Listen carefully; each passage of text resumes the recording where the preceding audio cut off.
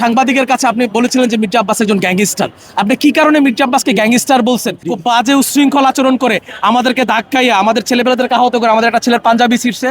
আমি নাসিরউদ্দিন পাটোয়ারির সাথে ছিলাম, কারণ ওরা যেন এটাকে কোনো বাজেভাবে ব্লেম না করতে পারে যে আমরা ওনাদেরকে হামলা করছি। আমি পাশ থেকে বলছি, পাটোয়ারি ভাই দেখেন, আপনি ওনাকে নিয়ে উল্টাপাল্টা কথা বললেন না, উনি উল্টাপাল্টা ওনারা স্লোগান দিয়ে ডিম নিক্ষেপ করছে। এই যে দেখেন আমার এই কি ঢাকা ৮ আসনে ওর মতো গাঁজাখোরকে মানুষ চায় না, বুঝছেন? ক্যাম্পাসে সাধারণ শিক্ষার্থীদেরকে নিয়ে কলেজ কর্তৃপক্ষ একটা পিঠা উৎসবের আয়োজন করছে। যে পিঠা উৎসবটা ছিল সাধারণ শিক্ষার্থীদের একটা প্রাণের স্পন্দন। আপনি দেখেন এখনো প্রচুর ছেলেপেলে ক্রাউড আছে আমাদের এখানে। হঠাৎ করে আমরা দেখি নাসিরউদ্দিন পাটোয়ারি ৩০-৪০ জন বা ৪৫ জন লোক নিয়ে সে হঠাৎ করে ঢুকতেছে। তা আমি ওনাকে দেখে আমি সালাম দিলাম। আমি যেহেতু কলেজের একজন ছাত্র প্রতিনিধি, সালাম দিয়ে বলছি, নাসির ভাই আপনি আসেন, আপনাকে স্বাগতম আমাদের কলেজে।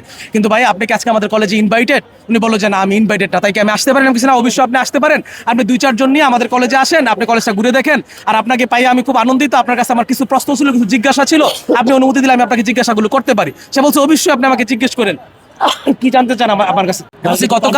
গতকাল আপনি একটা ইংলিশ সাংবাদিকের কাছে আপনি বলেছিলেন যে মির্জা আব্বাস একজন গ্যাংস্টার।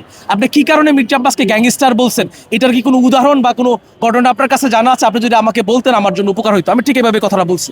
এটা বলার সাথে সাথে ওনার লোকজন খুব বাজে উচ্ছৃঙ্খল আচরণ করে আমাদেরকে ধাক্কাইয়া আমাদের ছেলেপেলেদেরকে আহত করে, আমাদের একটা ছেলের পাঞ্জাবি ছিঁড়ছে এবং ওরা ভালো মারধর করছে এবং তিনজন আহত আছে, পায়ে আঘাত পাইছে, পিঠে আঘাত পাইছে। এরপরে ওনারা ব্যাকড্রপটা ভাঙ্গা ফেলে, যেন এন কোনো প্রোগ্রাম না হইতে পারে। ব্যাকড্রপটা ভাঙ্গার পরে ওনারা উপরে উঠে, এবং আমি সারাক্ষণ এই যে ঘটনাগুলো ঘটছে সারাক্ষণ আমি নাসিরউদ্দিন পাটোয়ারির সাথে ছিলাম, কারণ ওরা যেন এটাকে কোনো বাজেভাবে ব্লেম না করতে পারে যে আমরা ওনাদেরকে হামলা করছি। আমি ওনাকে প্রোটেকশন দেওয়ার জন্য উনি ক্যাম্পাস থেকে বেরোর আগ পর্যন্ত আমার পাশে আমি ছিলাম। আপনারা মিডিয়াগুলোতে দেখলে পাবেন ওনার সাথে যে মিডিয়াগুলো থাকে, আমি জানি না আমাকে রাখবে কিনা, না কাট করে দিবে। আমি শেষ পর্যন্ত ওনার পাশে ছিলাম যে কোনো অপ্রীতিকর পরিস্থিতি যেন ক্যাম্পাসে না তৈরি হয়। তারপরে হচ্ছে উনি যখন বক্তব্য দেওয়া শুরু করে, তখনও আবার উনি মির্জা আব্বাসকে নিয়ে উল্টাপাল্টা কথা বলছে। আমি পাশ থেকে বলছি, পাটোয়ারি ভাই দেখেন, আপনি ওনাকে নিয়ে উল্টাপাল্টা কথা বললেন না, উনি উল্টাপাল্টা কোনো কাজ করে নাই, আপনি হয়তো মিথ্যা ব্লেমগুলো করতেছেন। এর মধ্যে ওনার পরিকল্পিত লুক দিয়ে ওনারা স্লোগান দিয়ে ডিম নিক্ষেপ করছে। এই যে দেখেন আমার এই যে ওর এখানে এই যে গালের মধ্যে ডিম মারছে, এগুলো ওরা পরিকল্পিতভাবে এখানে আসছেই একটা অরাজকতা তৈরি করতে, একটা অপ্রীতিকর পরিস্থিতি তৈরি করার জন্য, যে পরিস্থিতির মাধ্যমে ওরা হচ্ছে নির্বাচনের ভোটটাকে ক্যাশ করতে পারে। কিন্তু ওরা হয়তো জানে না যে বাংলাদেশের মানুষ অনেকগুলো বুঝে, ঢাকার মানুষ যথেষ্ট সচেতন মানুষ, তারা এই জিনিসগুলো বুঝে যে মির্জা আব্বাসের উপরে উনি যেভাবে মির্জা আব্বাসকে নিয়ে উল্টাপাল্টা ব্লেম বারবার করে যাচ্ছে। আর মির্জা আব্বাস বারবার ওনাকে বলছে যে আমি আপনাদেরকে, তোমরা আসো, আমি তোমাদেরকে ফুল দিয়ে বরণ করবো, তোমরা আমার সন্তান সমতুল্য। তোমাদের উনি বারবার স্নেহের সুরে কথা বলছেন, আর উনি বারবার উগ্রপন্থী কথা বলছেন। একজন এমপি প্রার্থী যদি আরেকজন এমপি প্রার্থী বলে আপনার প্যান্ট খুলে ফেলবো, এটা কোনো ভদ্রতা সৌজন্যতার মধ্যে পড়ে না।